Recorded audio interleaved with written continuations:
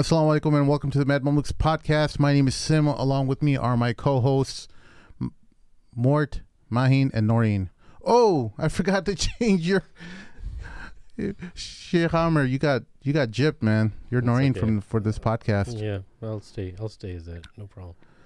How's everyone doing today? Let's give a quick shout out to our sponsors. Halfardeen.com is a place you go for the private matrimonial experience. Go to halfardeen.com and set up your profile in as little as 5 minutes. Wyatinvest.com is a place you go for halal investing. Make sure your income is generated in a halal manner. Go to wyatinvest.com.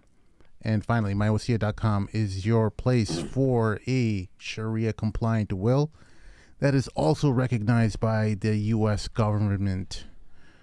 Go to mywasia.com. There's a special link in the description below. And get your will created in as little as 15 minutes. How's everyone doing today? Sheikh Amir, we haven't seen you in a long time. I'll fix that. No, you can keep it. It's fine. Whatever makes you happy. I've been good, man. FYI, it's good to be back on one of the either Mad Mondays or Taboo Thursday. It's good. You've never been on, have you? I think I've been once, right? Mad Monday? Yeah. Okay.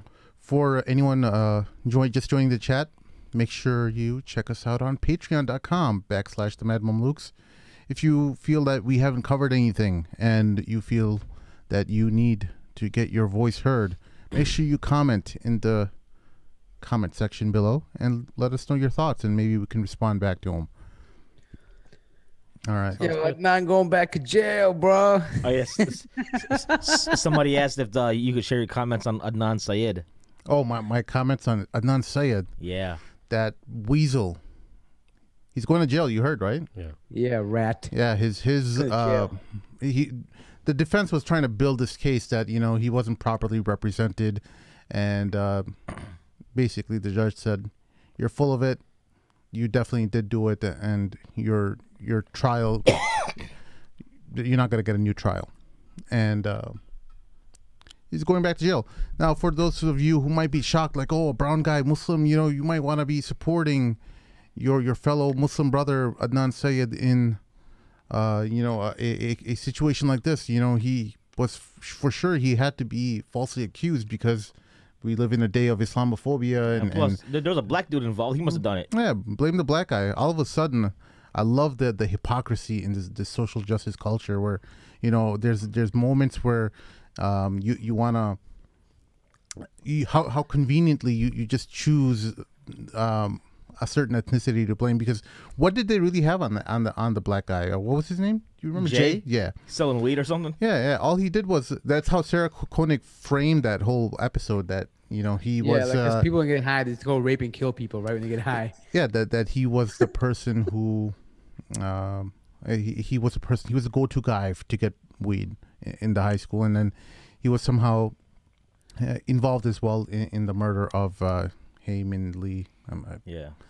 So anyway, I didn't research before the podcast regarding every single point about that, but I was very happy to see Adnan Syed go to prison and stay there, because I remember you were saying all along, ever since the podcast came out, I only listened to 3 episodes, so I'm not going to speak on it.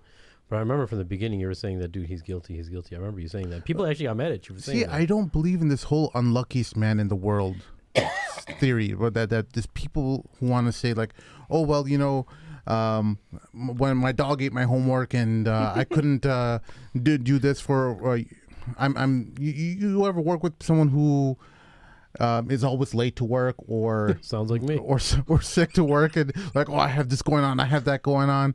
And for sure there are some people who are very sickly in nature, like Sheikh Amir. All the time. He's always sick, and I can't always even get missing, my name right. Always missing podcasts. Now there's no name. many of our listeners think that we purposely suppress you. Purposely suppress you? What do you mean? that you're not somehow not allowed to be on certain episodes, and we just found you generally unreliable, so we just stopped. We still invite him, and he doesn't show up. Wait a minute. Let me say something. Morty, by the way, you're awesome, bro. I love you. Yeah, it's good to see you, man. I haven't seen you in a long time. Yeah, whatever. So look, you look so cute right now. Me and Sim have grown up with Sheikh Amir, and we're a few years older than him, right? So most of you know that. And so we kind of look at him like this younger brother. So we don't want to bring him in on the bad stuff, right? Because then it makes him look bad, and that kind of makes us look like bad older brothers, right? No, but not only that, there's some episodes I just don't want to be on. You know, obviously asking Sim's permission. You know, asking Morpheus's permission here, but there's sometimes I don't want to be on certain podcasts. You know, and I like to be on when there's certain guests that I like a lot, and sometimes I don't. You know, it's okay. There's nothing wrong with that. Fair enough. Yeah, you know? They leave the down and dirty for me. Yeah. Speaking of which, like, what did you and Urtaza do last week, dude? Yeah. Like people are blowing up my phone. Like, hey, you guys did a hit job on Shakeel Ahmed. Well, not really a hit job. I just provided my input, and I felt like, hey, man, if you're really that sincere about doing something, then you would have reached out to the organization, not made a commotion on Twitter about it. That's just how I feel about it. Yeah. I mean, look, let me ask you something, Mahin. If you were having, let's reverse the whole situation, okay? Mm-hmm. Let's say you were having a birthday party for your daughter. All right, you're like, hey, I'm inviting all the Mad Mamluks, supporters and co-hosts, and I didn't get an invite, right? Or I felt like, you know what, there was something going on there. No, let's just say, let's say you were having a band at your at your daughter's birthday party. Right. And I'm like, I don't like music. So instead of me going, hey, Mahin, you know what, messaging the side and be like, hey, could you not invite the band so I can come? Instead of that, I just go on Twitter and go, I got an invite to Mahin's daughter's birthday party, but I'm not going to go because there's music there. Sorry for all those I didn't tell beforehand. But, I mean, what kind of stuff is that? It's stupid, right? I mean, like, why would you do that? It's totally insincere. Shakeel Ahmed did that to me. He didn't come to my daughter's Akika because there were sisters there, and there was no veil. That's not true. I don't even know. I just made that up. I wasn't even invited to his. I didn't know you had an Akika, bro. No, for the last kid. I'm just joking. Yeah, it's fine. I think I came, right? You came decked out in the Khaliji outfit. That's Mort always goes decked out in the Khaliji and Jumas, bro. That's how he always rides. Okay, so here's my I'll be real with y'all. So like Thursday night when we were talking on Thursday, and the whole idea of this, because this whole Imam Sohaib Instagram thing with this conference kind of went was really quick. He posted up, and then he all of a sudden was like, oh, they actually reached out to me, etc. And then there's still a decision to go through with it, right? So I actually called Sheikh Amr on Thursday night, and I was like, what do you think about this? Because Sheikh Sohaib's like our boy. You know what I mean? How is that gonna, is this gonna be the right? Because I was like, Irtaza, I mean, more. You said I think more. You probably met him at least once, maybe. I don't know. Irtaza, I think, has met him probably a couple times back in the day when he was an Allmale managing director, or whatnot. But I was like, it's a little sensitive. But Sheikh Amr, remember, you were like, as long as they talk about the issue, it's fine. Yeah, right? I said as long as they don't talk about him personally, that's fine. Well, I mean, I genuinely said what I thought about him. I expressed my own sentiment in my interactions with him. Yeah. I said, like, he's a very good man to his heart, to his core, and this is not a reflection on his character, just a misstep I felt, and that's how I think. At least I definitely wouldn't reach out to somebody that way and post it on. But again, man, I'm gonna be biased. You guys know this, man. Imam Sohaib Webb and we go back pretty far. And all I said to Mahin is, if you guys talk about the idea, that's the main thing. Just don't take digs at him, And that's I don't think we did, though. No, I didn't say you did. I think there was digs. That's the conversation. I think maybe Irtaza said something regarding the gender fluidity, but he was kidding. No. Here's where I think we crossed the line. I think we started judging because what Mort even just mentioned, the whole sincerity aspect. What we know is, let's lay out the facts. The facts are that Imam Sohaib posted this on Instagram that he was not happy about the Allmale panel. I think I disagreed with his position on that, right? Yeah. And then he went back, and the facts are that that was Facebook, by the way. No, Instagram. Yeah, Instagram. He comes back, the Miftar, the conference, they reply, and is like, and he mentions that, they reached out to me, he took the post down, etc. So that's what we know. When we start judging, because there were comments made on that podcast about how he's trying to get attention. That's his intention. That's when we. I think don't you want to bring attention when you do bring a? I mean, no, it was like he's trying to bring attention to himself, not the issue. That was specifically mentioned. Look. So I'll be the first to admit. Did I take a dig at him personally on this? Yeah, I did. I mean, for you guys, it might be different. You probably know him personally. I don't know the guy, right? I'm just calling it. I mean, I have no dog in the fight. I don't like him. I don't hate him. I just see him as a scholar, right? Someone who talks about Islam. Now, that being said, I mean, I'm only presenting what I see as a layman on the outside. I mean, like in the example I just gave you, if I felt like, yo, if you really want to make a difference and you really care about the organization, I felt like, I mean, if it was me, I would have approached them quietly and made them change it, and then maybe said, you know, maybe mention something later on about it with their permission, or, you know, at least consulting them. Because, you know, he kind of, I mean, here's the thing. Why is it okay for him to take a stab at those people, but for me to come back and take a stab at him about this is not okay? I don't get that. That's a good point. I mean, why is that? Why is that, Maheen? Because I think when you're at a level of scholarship, there is a etiquette that has to be taken from the common person to the scholar, and that's my take on it. So I mean, there's a lot of people who there's some people who don't understand what we're talking about. I think they didn't catch last week's episode, but there was a episode in regards to Sheikh Suhaib Webb calling out a conference that he was supposed to attend to, and he refused to show up. Or at least that's what he posted. I'm not going to go to the event because there's no women being represented. That post later was deleted, and he ended up going to Twitter and saying that he was contacted by the organizers of the conference, and that they assured him that they are trying to get women representatives on the panel. And apparently this is all like going back to some agreement or pledge that was signed years ago regarding a couple years ago regarding not scholars. Certain scholars made a pledge saying that they're not going to go to conferences where there's no female representation in the speakers circuit. So I don't know what Sheikh Ahmed, would you sign on to a pledge like that? I wouldn't sign on to a pledge like that because I don't think it matters. I think the point here is not we have to fill some quota for sisters to come and speak. There happens to be a sister that's a speaker. That's awesome. You know, it's if she's good at what she does and people want her to be there, that's awesome. Well, I just don't like the idea of filling a quota and pledging on it because no one even cares about that. Like if you're making an issue, then look. I'm not talking about Imam Suhaib. I'm not talking about anybody else, dude. All I'm saying is you're talking about Sheikh Amir. I'm talking about Sheikh Amir. Okay, if Sheikh Amir says, or if I thought you said you don't call yourself Sheikh. I just repeated yourself. If brother Amir Syed says hey, you know what? I'm only going to go to a panel where there's Muslim sisters. I think that's a deficiency within myself, right? I think that's some reverse feminism type stuff, dude. It's like nobody really cares. Whoever is going to be the speaker, there is going to be a speaker. Why am I making a pledge with myself that there has to be a woman there? Like, what is that telling me about myself? Right? So and who am I to say that? So, like, this pledge... Who has the audacity to make a pledge to say there has to be a woman there? Like, who made you in charge? Now, this pledge seems a little far. You know what I'm saying? The source for this pledge was the Fitna group, right? Yeah. I don't even... Yeah. I mean, so I don't even know, how... I mean... I don't care about his validity. I'm just talking about the idea. The idea is obviously... Yeah. Like I said, I don't agree that Sheikh Suhaib should have... I mean...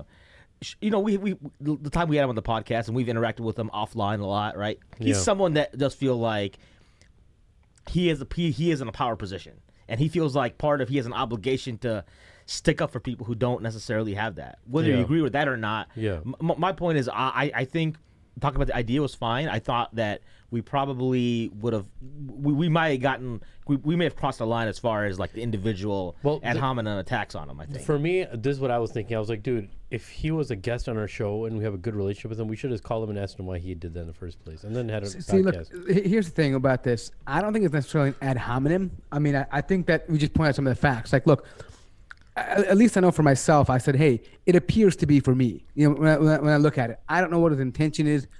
I don't know inside of him. You're basically talking from a non-biased point of view. That's all it is. Yeah, I mean, and it's not like, and I just want to make this clear.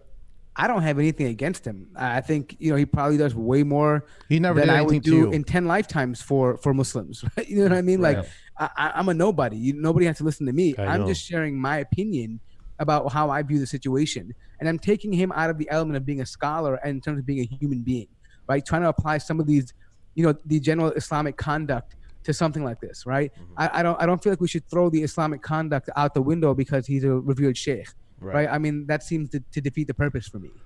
Well, so that's why I think we addressed the specific issue, but like, and maybe it wasn't you more, maybe it was Irtaza, because Irtaza got going. But he was talking about like but when he talking about intention, then we start like getting really, it becomes real fuzzy at that point, right? Now, granted, I'm not gonna sit here and say that there's other people that like I've talked about their intention. Like I think I've called out that Qadiani dude, Qasim Rashid. He's not Muslim. He's not even Muslim, so he didn't care. Like, you know what I'm saying? But like, but like Sheikh Sohaib, I would respect from just even if we didn't know him, from a point of view of like, well, you know, he's put into work, like a white convert who like, you know, was grew up in Oklahoma, memorized the Quran. That's white privilege, bro.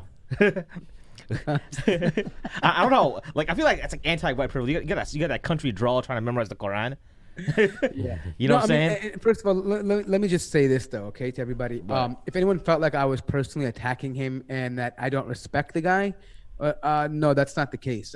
Maybe I come off too abrupt sometimes, but my intention is not to discredit his scholarship, right? I mean, by no means am I discrediting any of the work that he does or the years of work he put in to get to where he is. I don't think Mahin's making that assertion. He's saying that you were just flat out rude. Well, I'm not saying that more necessarily because I don't think Mahin's claiming anybody else is rude. I don't think Mahin has that issue. Well, I'm just. I mean, sometimes the truth just comes out the way it is. I mean, I can't. You know, the feelings are there sometimes. You be yourself, bro. And if it's wrong, you know, may Allah forgive me. But I mean, it's just I'm not going to sugarcoat anything for the audience. I think one of the reasons why you guys tune in is because you genuinely want to hear what we're going to say about it. And I can't just sugarcoat it because I like the guy or don't like the guy. I mean, I personally don't mind the guy. I mean, I don't think he's. I mean, I can count 100 more people I hate.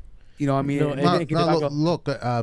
Here's the thing: when Mahin Morton Irtaza brought this up to our attention, and they're like, you know what, we want to talk about it. I kind of felt uneasy, you know, because we met him, and you know, there's like, oh man, there's going to be some kind of conflict, possibly disrupting my relationship with Suhaib Webb. At least very minimal. I've met him a couple times, and I hope he liked me and I liked him. And but more than that, Sheikh Amir has a better relationship with him, and you know, they're school classmates and everything. And Sheikh Amir is associated with this podcast, and you know, there could be some kind of you know, an issue. And as someone who's has to ultimately make that decision, I have to say, like, you know, there's many people in our team, and I can't figure out who's who, and who, you know, right, who's got in regards to or and have some kind of a measure of how we figure out who we're not going to call out or who we're not going to discuss regarding any social media controversy. We have to. This is one of the reasons when we were going to New York and we were talking to about meeting him, I kind of wanted to just stay away, and I'm like, you know what? I think Mahin and Amr, you both of you should just go meet him, and I'll go do my own thing, because this is one of the things I've kind of learned as getting involved in this podcast, is that I'm having difficulty, you know, not saying things as they are because of my relationship with someone. You understand? You feel bad, right? Like you feel like them. I should be honest, especially as an editor and whatever. So I have to figure out, like, hey, you know, I have to view the situation as it is and say what I think it is. And sometimes a close relationship with somebody might not be fair. Because a lot of people say, you know what? Guess what, Sim? A lot of sheikhs are very nice and beautiful people at their core, but they have silly ideas, and you have to call them out. And I can't disagree with that. You know. You know, I mean, think about how many people we've met. What Mahin is saying, though, at some degree, I understand that level of layman and scholarship. I mean, I respect that. However, I think it'd be different if you come out and say, yo, he's a jahil, or I mean, that would be something complete, and then I think that's crossing the line. But to talk about an issue that he makes public on a public forum, you know, and then calls other people out on, I think that's when you're kind of opening yourself up to some criticism. Yeah. Right. I mean, I just think that's why I think there's more leeway. And wait, the other thing is this, real quickly. We didn't even get to really the issue of fiqh, like the fiqh issue about it. Like, and maybe Sheikh Amir could answer this, but how do we know those are some other opinions that women shouldn't be speaking in public in front of men? I don't know. Right. I mean, we didn't even really get into the meat of it. Right. We just were talking about what he did. So, I mean, there could be another opinion where another sheikh is like, you know what? No, we don't think it's okay for a woman to be in a mixed crowd speaking in front of men. So how do we, you know, I mean, That now, if I'm claiming those kind of arguments and I'm trying to argue that and I'm not a sheikh, I think that would be kind of crossing the line because I have no business arguing with this guy about fiqh issues, right? I just don't, right? But I think at some point you have to allow some leeway for the common layman who understands, even outside the principles of religion, just basic cohesiveness, or how do I put this? Like basic understanding of what's right and wrong, or what's equal, to be able to comment, right? I mean, I just think that that's kind of normal. Yeah, and I think the dilemma with social media, man, there's so many lines that are blurred, because when you post something and you make a comment, or you're trying to promote something, one thing you have to know is, man, it's inevitable. People are going to have to think about it critically and talk about it critically. So, the platform is that way. When somebody says something, it's open to criticism, right? They want the whole world to see it. That's why they're putting it out there. That's a good point. Right? So when it's out there, it's inevitable that someone's going to, and you have to expect that. Expect that when you post something. This is something that is part of the bargain that you sign up for when you go into social media, when you're on YouTube, Twitter, Facebook, Instagram. You've signed up to be criticized. Yeah. There's no other way to cut it, and because a lot of people are there's this irrational idea within people that you're not allowed to criticize people who, or not necessarily criticize you, or even ask questions of people who people of knowledge, and that it's a matter of disrespect. And I think that is very poisonous to the conversation. I think that we're hurting our community by not having some kind of dialogue or exchange with our elders, because they can't just be satisfying us with the answer, just word spaghetti, and saying that this is the reason why I hold the views that I do. They have to have some kind of cogent argument in order to convince us, because otherwise illogical arguments will end up falling apart sooner or later. Yeah, right? well, there's let me just mention, I think there's two different types of scholars, right? One of them are the old schoolers, and what I mean by old schoolers, they're very old in whichever generation they're in, right? In our new generation, for instance, you'll find scholars that are between 70 to 90 years old, let's say. I don't think anybody's expecting them to explain something in detail. They know the Islamic resources very well. They explain them, but maybe not for contemporary times. I don't think we should have that expectation of them. They're a good, holistic, natural resource of the Quran and the Sunnah, of how it was understood by the previous generations, and maybe their generation too. The generation that comes after them, they're not going to be able to cater to every single mode of or idea or wavelength that people want them to. I think that's too high of an expectation, because they're not superhuman, right? Yeah, they're very valuable. But then you have younger scholars who we should expect that from, I think. Right. Or younger scholars based on the speciality of what we should expect from them. But I think to expect from all scholars full detail that has to convince me, or else I'm not going to listen to you. I'm not saying that's what you're saying. Yeah, no, I'm not. I know you're not. Yeah. But I'm saying that I've seen that mindset before too. You have to be intellectual. You have to know about politics. You have to know, and you have to know about postmodernism to explain this, to relate that classical text of postmodernism. If you make a comment publicly, you should. I mean, if you're talking among your friends and yeah, that's one thing. Sheikh Ahmed. Now, if you went to Twitter and you made, I'm not even talking about that example. I'm talking about generally. But yeah, I know what you're saying. But if you, for example, went to Twitter and you made some comment regarding Saudi Arabia, right?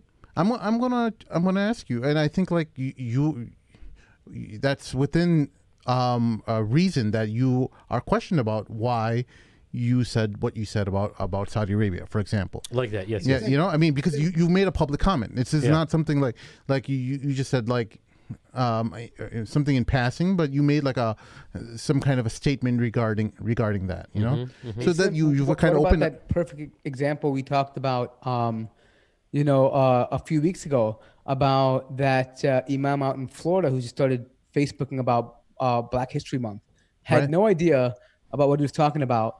The Syrian imam, and then totally like caused this uproar because he literally had zero idea of like the black struggle in America, and just basically went off on a tangent. He goofed. He goofed. Wait, what was this? There was a Syrian imam in Florida who ended up, trashing essentially Black History Month and seeing that there's no reason for doing this kind of thing, and essentially he got he got skewered, and he was like he was someone from back home, man. He's not really, he wasn't someone who was really up with the times, and I think it was one of those small type of ones, some of those that we have over here in Chicago that are very insulated and they don't really know what's the climate of the time. They just got somebody from back home because it was cheaper. Hey, look, I don't know. I've been looking at Mahin like smirking here. I know you want to say something. So what are you thinking about? Mahin's thinking about free speech right now. No, we were talking about a couple of things in my mind. I think we can wrap this point up, but with the issue of you forgot to you did admit though that he fed you the best Zabiha burger you had in your life, right? Oh, fantastic Zabiha burger, and he was an amazing host. I said that. He's a great host. Yeah. Just look, Personally, I don't have anything against him. He's welcome to come on this podcast and defend what he did, and that's always an option. But I don't expect Sheikh Amir to message him and that's just like I'm not sure what your relationship is with Sheikh Amir with the Suhaib Webb in that regards. That whether you could just say like, hey, you want to come on and talk about it, because it seems like it's something that people want to talk about, but. Yeah, or maybe it's not something like it's a weird position I'm in, where I have to figure out like, should I put Sheikh Amir in that situation where he has to reach out to his friend, because no, and you never put us in that situation. That's awesome. And I honestly, I was just steering clear. I didn't respond to any comments. I just wanted to see kind of how this played out, because I was still kind of chewing on the whole situation and putting myself in that situation, and he's in a very very, very rare situation too. And I said that too. I said New York City. I said he is someone who all these activists, feminists, or what have you, gender equality activists, whatever you want to call them, they're all gravitating towards him because he's given them an ear. And what I said on the podcast was that it seems like it's bigger than what's happening is that a lot of these scholars are thinking that this issue is much more bigger than it actually is. And from my own perspective, my own interactions at my mosque and each one of your mosques that you guys all go to, no one's raising a fuss over. It's because he's surrounded by those people. It seems like the world, maybe. That's what you're saying. No, I'm saying because we're in social media, all these crazies from all over the country, they're gravitating into Facebook groups, and they're forming little communities, and they're making it seem like they're a bigger force than they actually are. Yeah. The vast majority of Muslims in this country don't really care. Yeah. No one cares. It seems to be those scholars who are on social media, pretty active on social media, they feel like they're going to get bullied by the SJWs. Right. Which is why they control their speech. And I offered that excuse as well to on that episode, that saying that, it seems like these are issues that, people like him are getting bullied by by certain types of activists. Yeah. Do you think that we sometimes rush to like reporting on a story? Absolutely not. This is when you're in social media and you're tweeting live, you're under the radar. I mean, you've essentially made our job easier, right? I mean, you're talking about things that are hot button issues, and now we have a reference point to bring up an issue. Because would it make sense if I just out of a sudden talked about all male panels just out of the blue? If there's a reason to bring that up, then there would be a reason to talk about it on Mad Mondays. Right. Yeah. So if nothing happens regarding we never had a show regarding all male panels. Yeah. In our 130 plus episodes or whatever, we haven't had a single episode about all male panels. Why not? Because it never came up. Yeah. It was never an issue.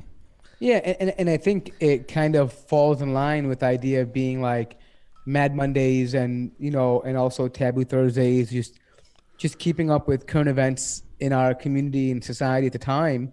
So if these events do come up and it's buzzing on social media, I think it is an appropriate time to talk about it. I don't know when else we would bring it up. Do you know what I mean? Look, Islam, for all intents and purposes, as in terms of a discussion as an alternative to modernity, that discussion is dead. in the world. Like no one's talking about Islam.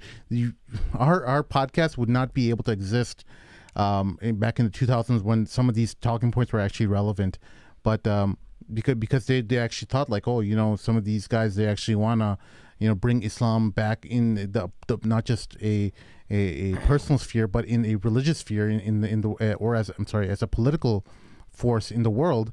This is something that would terrify them, you know, in the early 2000s. But now they're like, oh, they're all melting in.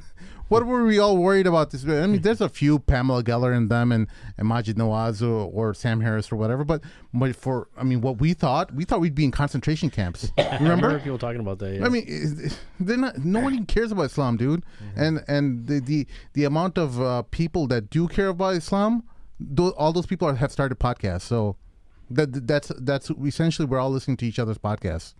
I mean, this is really. This is how pathetic we are. I think that there's a certain segment of people that have an understanding about Islam, maybe, and even if they may not like it, but I think as it translates to like normal everyday activities, you don't really hear about it, right? I mean, it's just not. You have to actually be looking for it, or you have to actually be listening to a certain type of speaker or a certain narrative in order to hear this negative feedback about Islam, right?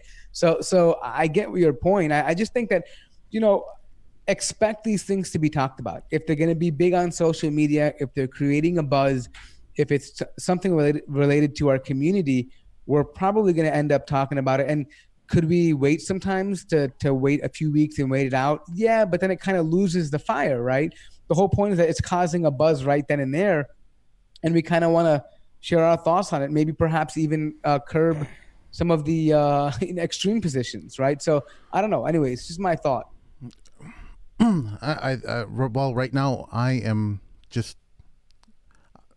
discouraged, Sheikh Ahmed. I gotta tell you, man. I'm down in the dumps. I've been kind of depressed past couple of days since all of this kind of started, and for what reason? No, because I'm thinking a lot of shayukh, especially the people who are on social media, they're kind of being bullied into holding positions that are not necessarily something that they would hold if they weren't on social media. Oh, I see that big time. That's why I mentioned that. Yeah, I don't think that's a doubt. I think I know that's really, really happening. And formulating your ideas and even your outlook on life, man, has to change.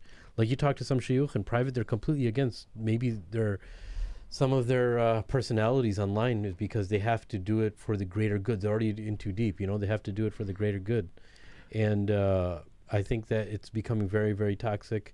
And people feel, the thing that angers me is that No. I mean, like, especially like, you know, some of the women's rights things, which of course we all have daughters here. Every single person, me, Sheikh Amir, you know, and Mahin, we all have daughters, and it seems like disingenuous when you're just keep on repeating things about, you know, men being evil and women, you know, sometimes what happens is that people especially as a leader in a community, you hear a lot of people telling you about a certain issue, some kind of complaint that's coming in from certain segments of the community, and you hear something that a brother said, and you'll conflate both issues, and you'll make that, oh, this is that type of brother I heard about from that one sister, and it's completely verified. Like that brother, you look through his history, and you find out that he's nothing of that sort, and then you end up like conflating two separate types of incidents. It's like real life issues that a lot of people are messaging you about, and then you try to make an example out of someone who really had nothing to do with that kind of behavior, some kind of horrible behavior that you're hearing from. Yeah, that's why feminism is an ideology, man. It's an ideology.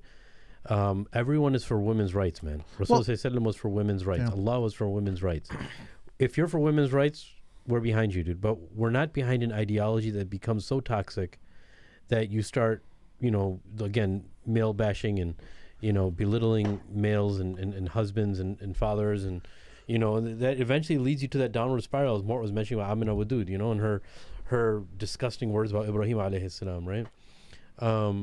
But we don't want people to go, dude. I see young people and even girls going through that path, man. I see some boys thinking that way. They feel like being masculine now is so toxic for themselves and their environment that they're just so careful about what they're hiding their fitrah. They're hiding the way they're acting, right? And God forbid that there's boys raised like that in homes, Muslim boys, because that's going to be a crazy future, man. There's not going to be any individual that can protect his deen properly. His mind is getting all jumbled up. You know what's funny, Amir? Just because you're talking about this, I saw this recent post recently, and someone put this out there on Twitter. It happened to be one of the people that were I think criticized in the show last time, but this is what they put out there. It says toxic masculinity is not, and it says having a beer with the boys. Mind you, this is a Muslim. Barbecuing, hunting/fishing, playing sports, taking the piss, enjoying the traditionally masculine things, and having a beard. Now, toxic masculinity is treating women as sex objects, locker room talk, resorting to violence to resolve differences, using boys will be boys as an excuse for bad behavior, feeling like it's not okay to talk about your emotions, and homophobia and fragility when males don't display the typical masculine traits, i.e., ones who wear makeup or wearing different color clothes or dancing, etc., and then domestic violence. So right off the gate here, like right off the bat here, some of the stuff I agree with, right? Like treating women as sex objects. Yeah, that's not really, I think that's kind of toxic, but it's not really, that is not explicit to males, right? There are women who use themselves as sex objects all the time. It's not but more. Here's where you're falling into error. You can't frame it like that. The ideology or the society of the time has made women into sex objects. But that's my point. Women objectify themselves. I'm saying because of the culture we live in. I'm not saying women do. I'm saying society has. It's not a man or woman thing. Okay, it's the ideology, the prevailing ideas of the time have utilized our most basic instincts against us, so that in order to sell something to a man, a woman will have to show as much cleavage as possible. What creates society? Thoughts, ideas, people, right? Yes. So people have thoughts, and the collective bodies of thoughts creates a society, right? So people on a collective level have decided that it's okay to show a woman that way, women and men. Exactly. And that's my point, that it's also women this is not something specific to males. This is something also that females have. They know it there are some females who even themselves take advantage of their own sexiness for whatever reasons, right? And they encourage it. So what I'm not denying it's a societal thing. What I'm saying is that it's an issue in both genders. You can't say that's a toxic male thing exclusive for toxic masculinity, because you say when a woman does that, she has toxic femininity. You don't say that, right? So I don't get that point. The other thing is this, obviously homophobia. I don't know what that exactly means, but if that means like beating up gay people, yes, you don't go around beating up gay people. I can agree with that. But to come out and say, hey, look, I don't agree with homosexuality. I think it's wrong, or mental illness. That's not being toxic masculinity or a toxic male. That's just stating your religious opinion, right? And stuff like, and look at this, wearing makeup and different color clothing. Would you let any one of your sons wear makeup? If they get, it would be a very strange thing, right? It's something exclusive for women, right? Why would you want to allow that? And this is the kind of stuff they're talking about. So they say if you're against this stuff, you are a toxic male. As if you are toxic to what? To society or to what? Feminism? Like, I don't understand. So Mermies. Okay, go ahead. I'm sorry. Go ahead. Finish. No, I'm going to mention this one more thing, and I'll let you comment on this. For me, one of the biggest issues I have is feminism isn't even clearly defined by feminists themselves. You'll have some feminists that say, oh, women should be completely naked.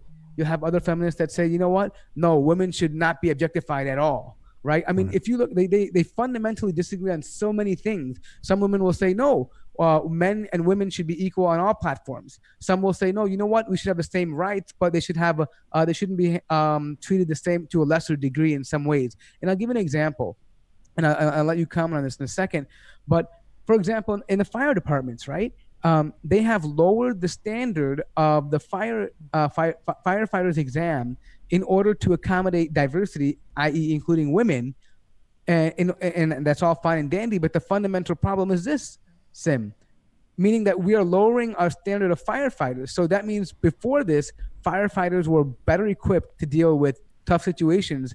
And because of diversity and being anti-meritocracy, basically you're allowing now a less qualified person now, i.e. making a less qualified fire department in order to accommodate diversity. Feminism in itself is not equality. It's just making people feel like it's equality. It's more about individualism, not collective wellness. Understand my point? Yeah. Well, Mermise says in the chat that feminists argue that society is patriarchal, and that's why women are objectified. And I disagree. It's not patriarchal. Yeah, it's not It's not regarding whether it's patriarchal or not. It's regarding. But the fact is, not a patriarchy. That's the problem. It's not. It's factually not a patriarchy. The Abrahamic faiths are for sure. I mean, they are. I mean, in our societies, in our culture, yes, we are patriarchal. I mean, that's just what it is. I mean, for example, Amir, we can't have a female imam leading the masjid. Yeah, but we don't.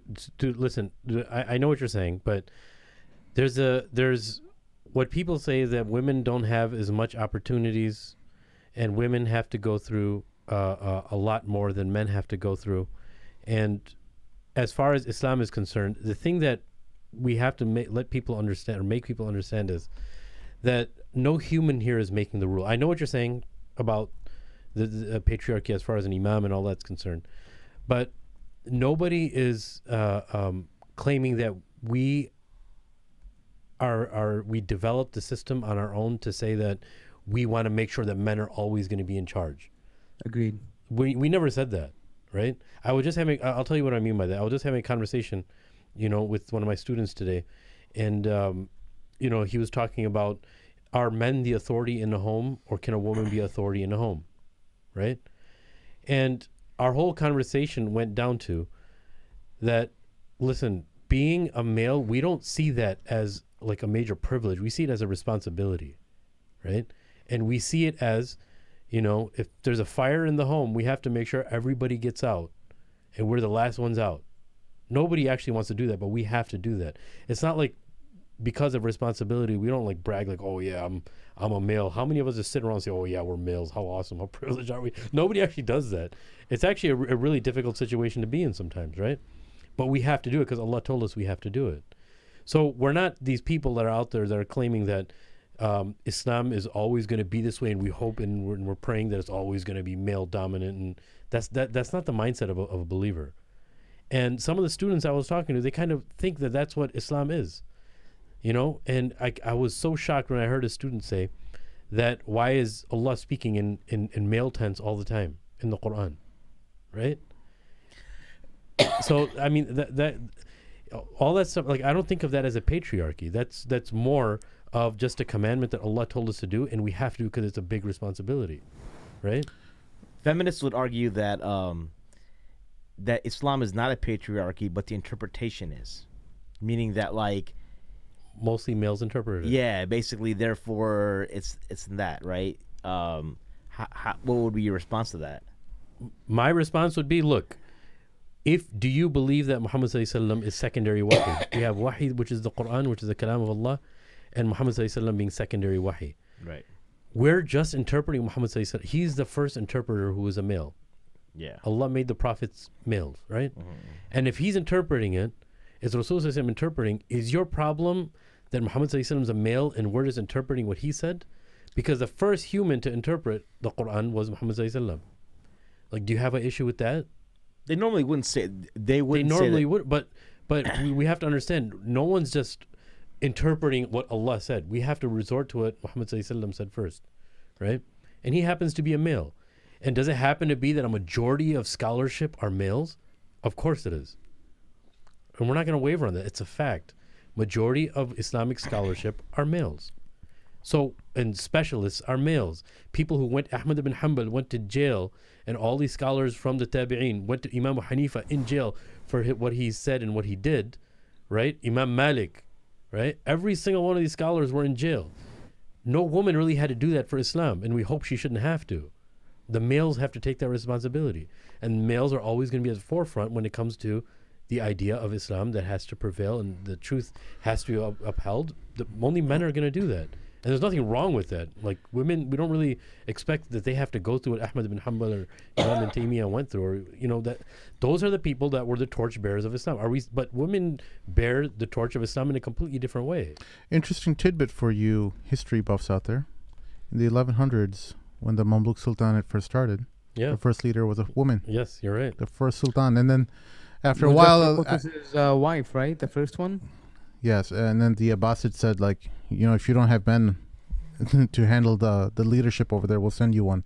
And then they finally, they took her away. They took her down. Well, she was killed because she killed her husband. So. Yeah, but then Babers came after that, right? After him, they conspired together. And she was I think. Yeah, she was a black widow. Yeah, horrible. Yeah, evil woman. Oh, great. There's that one, not all of them. I'd say women. No, she didn't like the fact that the sultan that she, he was like a kind of like a stooge. Like she just married him to get to power, and she knew like she'd have his way with him, and eventually he's like, you know what, I don't care. But he started sleeping around with other women, and she got pissed off and killed him in his while he was bathing or something. She had like some servants like shove him into the bathtub and drown him. Wow, that's pretty crazy. I didn't know that. Yeah. And then the people found out, and then they killed her for it. That's a sad way to go out. Yeah. There's something you said earlier about like how when we're on social media or on a podcast, we need to be able to like criticism just kind of come, right? And I know we talked a little bit about. So we had a recent podcast that I think some of us individually have gotten a lot of pushback on, not necessarily as a group, but and there's a lot of like various, I've heard things like you guys are promoting ideas of kufr now and this and that. Ooh, kufr. Let's see. What do we have on plate? What do we... So actually, Mort can chime in. Mort was on the show, but Mort being an expert in Christianity, I don't know if Mort's an expert on Shias, bro. Mort is basically an expert on kufr, all kufr, right? So Mort, you remember we had a show, Dr. Ali Atai from Zaytuna College. He's like a biblical scholar, but he's Muslim, and he basically had some like viewpoints that a lot of people got real upset about. As far as like the Gospels are preserved, and Paul might not be a bad guy after all, etc. And so someone was telling me that like, well, the Apostle Paul saying that he's not like a deviant is a kufr ideology. I'm like, how is that like? Well, what does Islam have to do with Paul? And he's like, so first of all, I think the important thing is some people referred to him in even some history books. They referred to him. Some ulama referred to him as bolus, right? Amir, I think they actually, some people even quoted some people in hadith mentions are bolus. They say, oh, that's that person Paul. But I mean, I'm not sure the authenticity of how that is. But here's the thing. For me, this is not a matter. Is it a matter of aqidah to say Paul is a kafir? It's not to me, right? Doesn't seem like to me either, right? Yeah, I mean, it's not really a matter to me because no matter whether he was a kafir at that time or now, whatever he preached at that time, it's all irrelevant now, right? You have to follow Muhammad sallallahu alaihi wasallam, right? So whether he was a kafir or a Muslim, whatever he believed, if you believe he's a good guy or a bad guy, whatever he brought at that time, whether good or bad, is non-existent anymore. Meaning it's not binding anymore. It's not relevant anymore, right? So for me, I think the more important question would be to say that, hey, do you believe that we still have to follow the guy? That would be a matter of kufr or not to me. Right. If you still think that, hey, but if you're on the fence and think, hey, you know what, maybe he might have been a good guy. We don't know. Maybe we don't know his words for sure. We don't know about it. Maybe somebody could have made up stuff about him. Yeah. We don't know the exact details. We weren't there. This is all ambiguous to us, right? I mean, we hardly know all the details about Sayyidina Isa alayhi salam, right? So, I mean, about his workers or Hawariyun, we don't know the full details. So if that's that guy's opinion, I'm not going to say he's a kafir for having that opinion. Right. You know what I mean? Like, that's a bit crazy to me. What I'm hearing a lot is like you guys are talking about these high level issues that people can get confused upon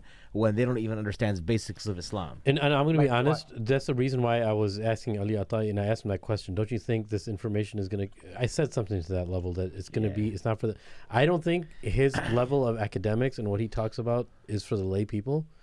I think his ideas should be discussed more with scholars that are specialists in comparative religion. Obviously he is too. I think, but I don't think I don't think he should go out and say a lot of these. Generally, I respect him for his infrastructure. Generally, I agree with you, Sheikh Amir, but I think, and I firmly believe, podcasts such as ours are not listened to by idiots. And I it's a compliment to everyone listening right now. Did you ever? That you guys, Did you ever read the comment section on our YouTube video? I was joking. Man, you're gonna get it right now. No. He's talking to you. He's talking to you, Amir Syed. No. He's talking to all you people. No, he's joking. I'm joking.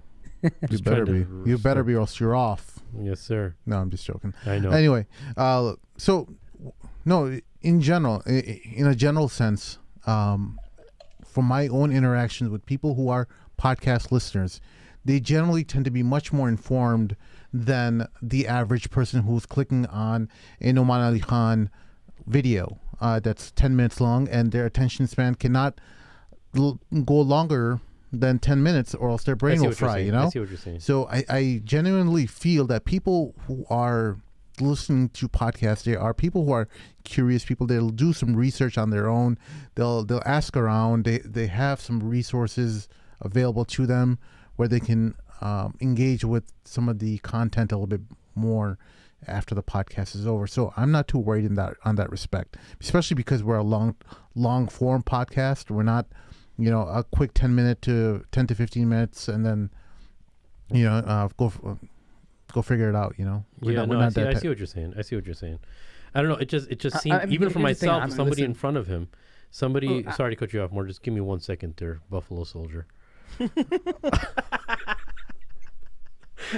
Even sitting in front of him, I was trying to keep track of all the information he was saying. I was still getting kind of confused, right? Which is why I was thinking, I was like, man, he's throwing a lot of information, and it's very hard to verify everything he's saying of who said what, right? Mm-hmm.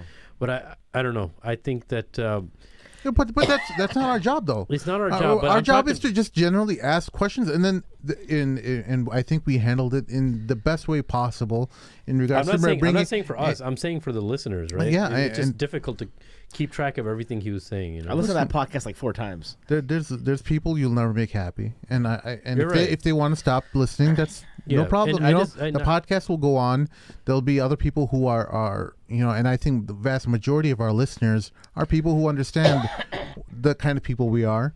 Well, and I think they know us on a much more deeper level, where they know that there's no malice, there's no intent to harm your iman or to spread or harm the religion in any way. I think as much as this kind of podcast could be handled in much more horrible ways than it can, at least the way we've done it. I think I'm not saying we're perfect. I'm not saying we haven't made mistakes. I'm just saying that had it been other if we people were crazy about views and people downloading, we could have had some more controversial Had we content. lifted our filters and just said every single thing that came to our mind without really doing some kind of reflection, I think some of these guys on this podcast today wanted stuff like that, but I think this is where we were headed. If we ended up going down that road where we were just gonna talk about whatever comes to our mind and not really handle it responsibly, then I would definitely think that kind of criticism is valid. Yeah, no, I know what Look, you mean. I'm gonna tell you this much, okay? Tell me that much. This much. The thing is, I feel like when you try to limit what's being put out there, in the name of it's too complicated, you end up doing what the early Salafi Dawah did with like abridging books of like tafsir and things like that. Yeah. Where people end up, with the availability of the internet, abridging books of tafsir. Internet. I remember that too. And hold on, listen. And books and stuff. I'm getting serious. You can get your hands on real copies of things. Yeah. Right. And full copies. Yeah. And when you end up reading about certain things or finding information out, you feel cheated. Yeah. Right. You feel like, hey, I'm not getting the full truth. And nowadays, it's harder to to kind of curb that information, because literally information is at your fingertips. Yeah. If people are already reading about this stuff, people are already talking about this stuff. Yeah. It's not like this brother is bringing it up to the table for the first time. Well, actually, that's the reason why that's the only reason I'm saying that, is that because no one ever talked really that I've ever heard of the stuff that he was talking about, right? And that's why I kept on asking him, wait, so you're not saying that the Injil is a source of jurisprudence for us right now? You're not saying that? I had to keep on asking him that, right? Because the way it may have been coming off is that when he was talking about, was he talking about the Gospels then? Yeah. And it almost seemed as if he was saying it's a valid source of Sharia, and Dude, he had an explanation. I've heard people say today in today's time that the issue of the Trinity is actually it's actually an issue of them, an issue over Tawheed wal Asma wa Sifat, meaning that they believe that Jesus is an attribute of Allah rather than actually being, a separate entity. They don't believe it's a literal thing. I mean, they believe that, they actually even start quoting things in the Quran, for example, that, Allah says that, it means like a literal son. But the Christians don't believe, the Orthodox don't believe it's a literal son. So this may not apply to them. They may be making shirk asghar. I've heard all sorts of da'is say things, and I'm saying, you heard da'is say maybe that. not in your circle, Amir, but in like the world of YouTube and Twitter debates and apologetics, this stuff comes up a lot. Dang. A lot. Dang, I didn't even know that. Yes. They will go into your own hadith and Quran verses and rectify their biblical verses with it to say, hey, look, you can believe in this. For example, if the Quran will speak as a testimony to you on the day of judgment, right? Then we believe that Sayyidina Isa is the word. Kalimatullah. So, what I'm saying is they start bringing these rhetorical arguments that can maybe influence, and you can begin to see where they're coming from.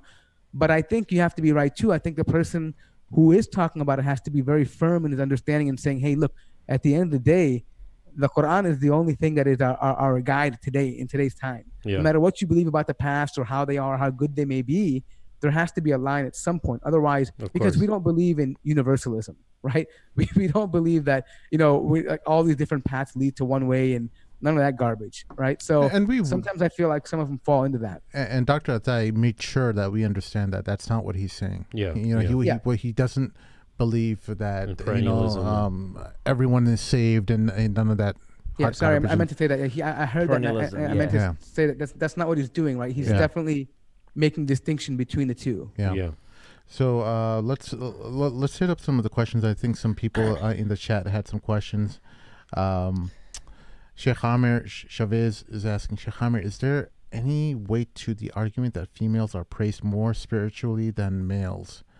There are numerous hadith praising the virtues of daughters and mothers rather than sons and fathers. Yeah, dude, let me just to think about the origins of humanity. Biologically, this is something I tell even feminists. I say that, look, there's no reason to think that you're in competition with males. There's nothing that a male can ever do to bear the miracle of a child in the womb and have a child, That miracle that beats all levels of. I mean, you're literally making humanity by Allah's permission, right?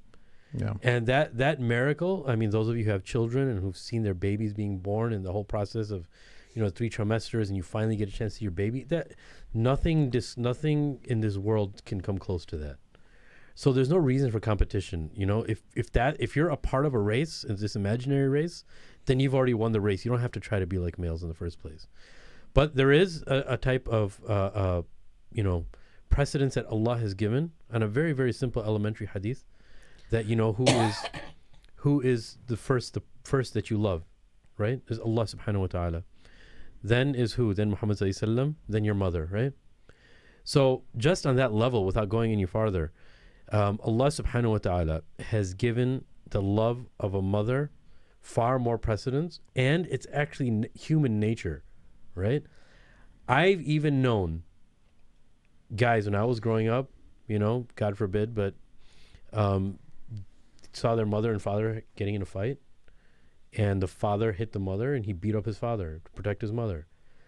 Like, I don't understand how someone could be put in that. That's a very tough situation to be in, but without thinking, just defend your mother. That's your father, and you love your father, right? Like, think about that. That's a natural hardwiring that Allah has given us for our mothers, right? There's nothing you could do about that. So to answer your question, yes, Allah subhanahu wa ta'ala has given, after Allah and His Rasul, precedence and loyalty to your mother, of course, right? Yeah.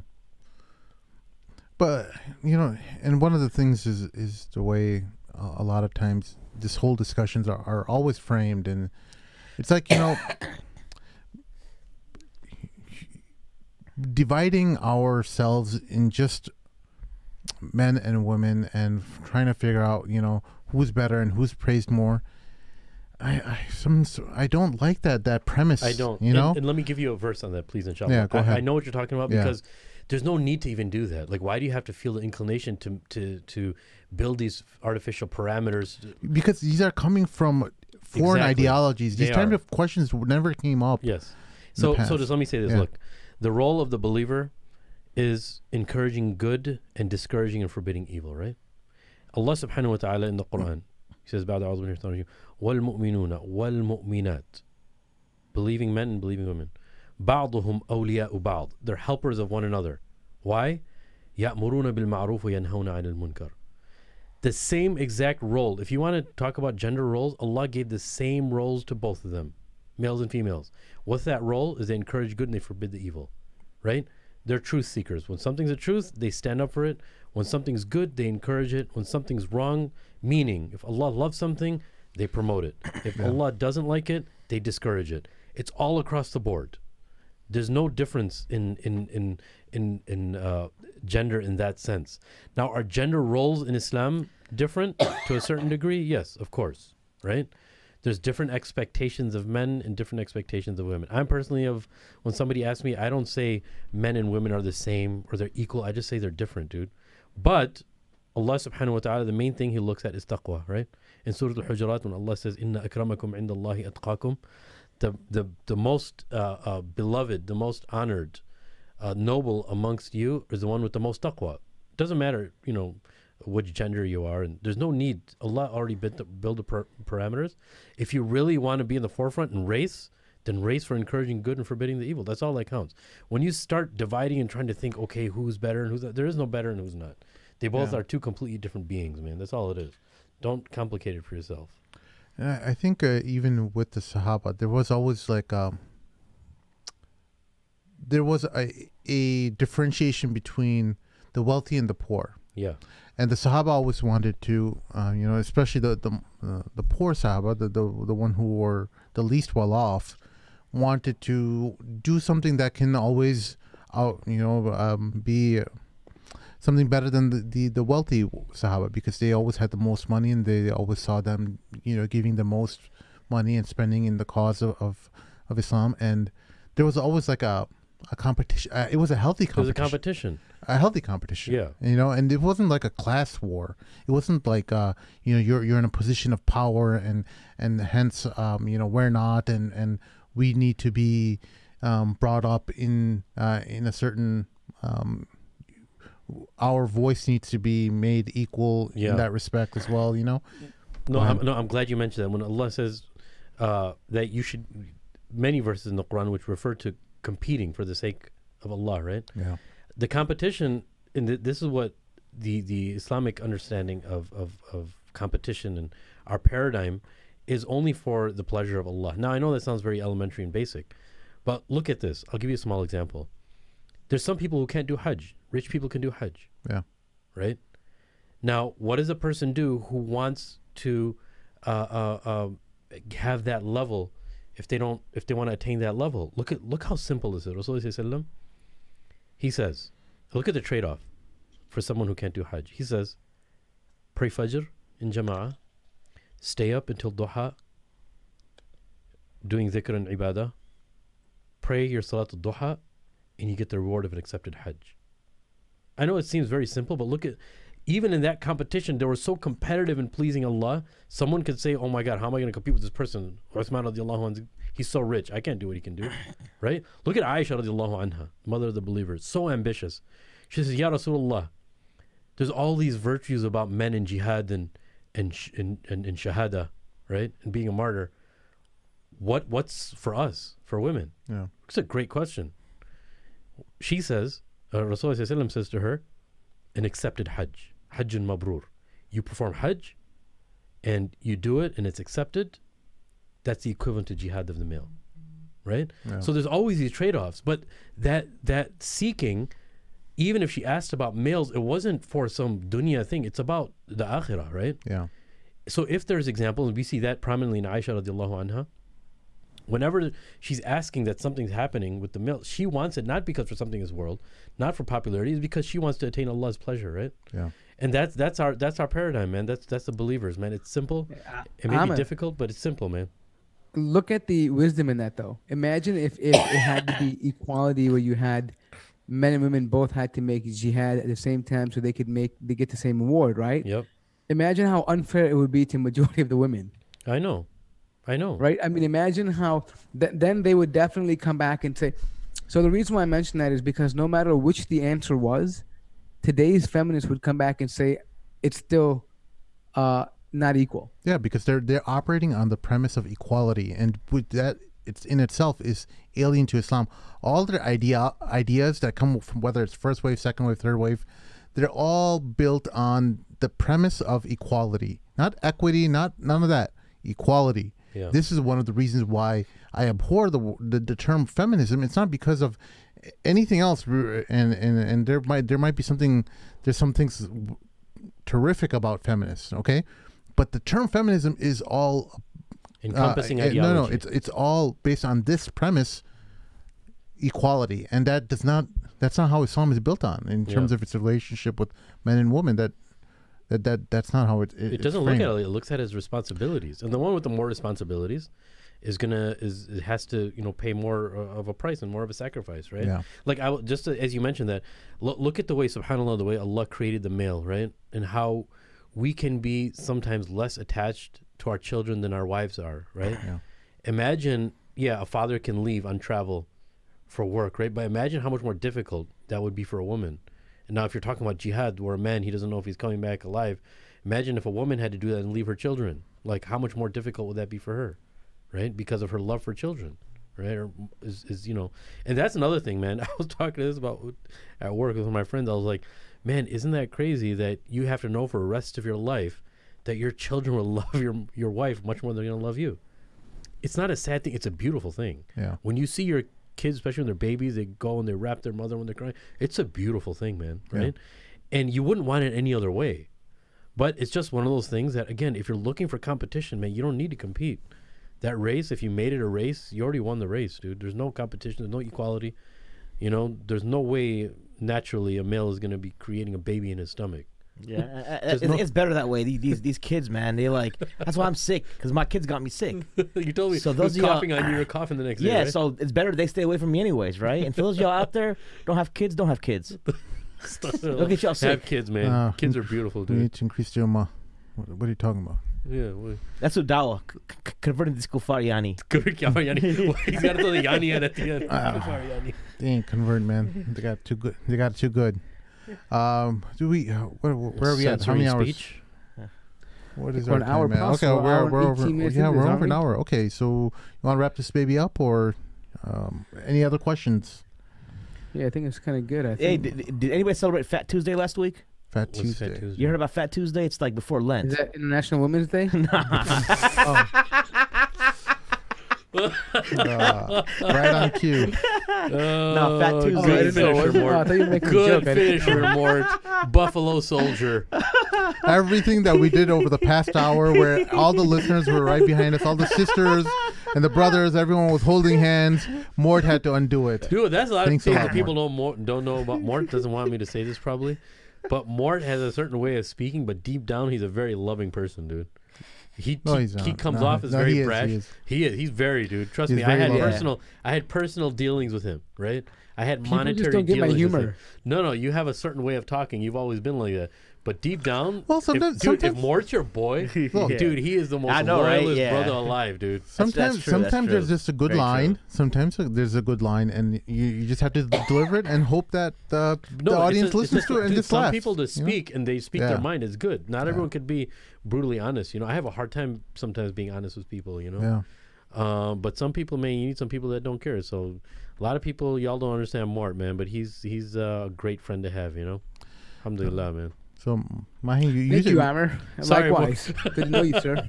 I know guys have a reputation not being sensitive to each other, but I tell Mort every time I talk to you, I say I love you, bro. He actually makes me uncomfortable. You say it so much, I think you're faking it.